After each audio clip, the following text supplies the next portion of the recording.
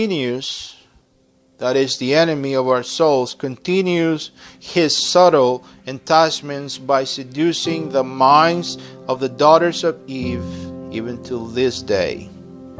Now we mentioned some of the subtle means by which he continues to seduce the mind of women.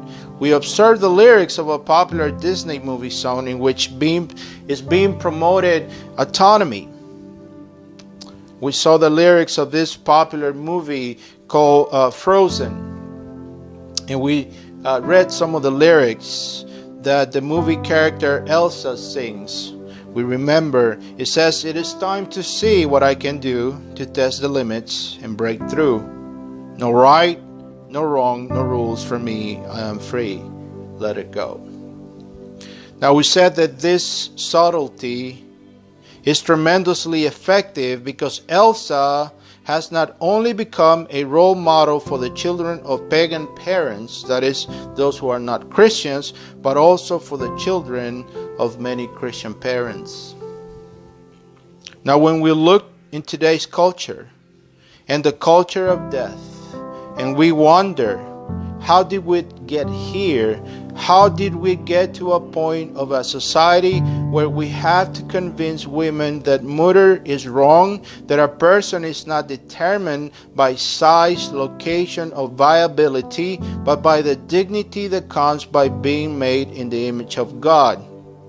When we wonder why abortion is a reality in our society, when women are not ashamed anymore about killing their babies, I call for us to remember the lyrics. It says, "It is time to see what I can do, to test the limits, to break through. No right, no wrong, no rules for me. I am free. Let it go." So we must remember. Now, I chuckle when I see the indignation of Christians over pictures of aborted babies on social media. They are indignated for these horrible atrocities, and rightly so.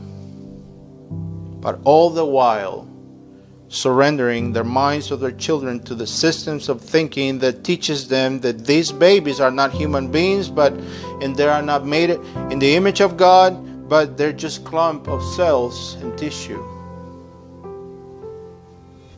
The irony is abhorring. The inconsistency is abhorring. But this illustrates, this fleshed for us the idea that Dr. Sproul sends for us this morning. Ideas have consequences, but in America, we do not value the power of ideas and ideologies.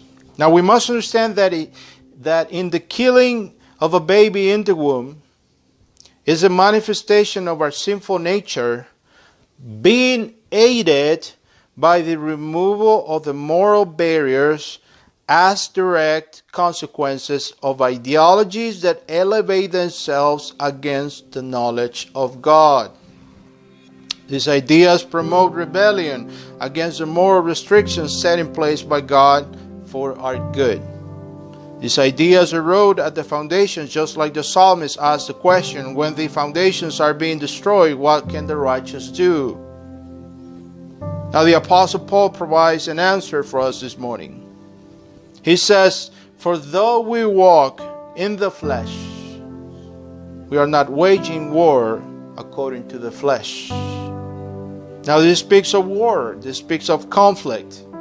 This speaks about a conflict between two sides. The Apostle Paul says, although we walk in the flesh, we do not wage war according to the flesh, he says. It speaks about a conflict between the Christian worldview and the powers of hell. Now,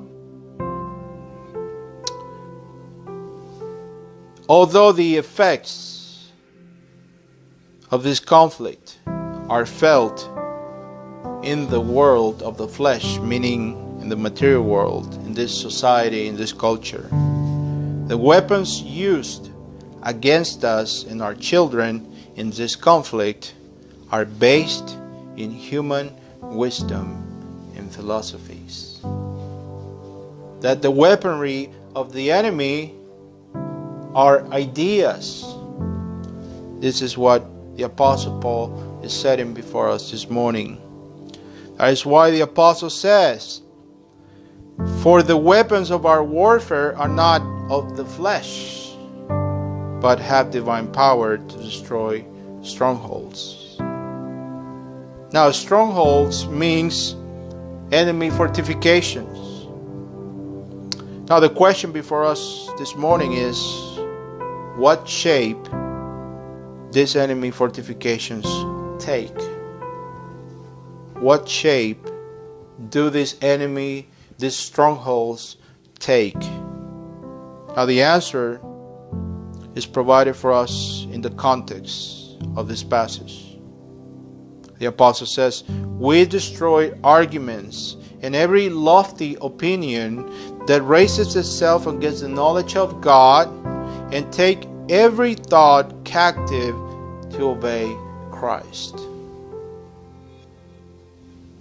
Now, the strongholds to which Paul is referring are the consequences of demonic ideas that give birth to strongholds. That is, institutions like Planned Parenthood that kills millions of babies, the affirmation of homosexuality, and the polluting of our children's minds by the secular public systems of education that teach our children that there is no God, thus removing the value of the image of God from their minds and the fear of God from their minds.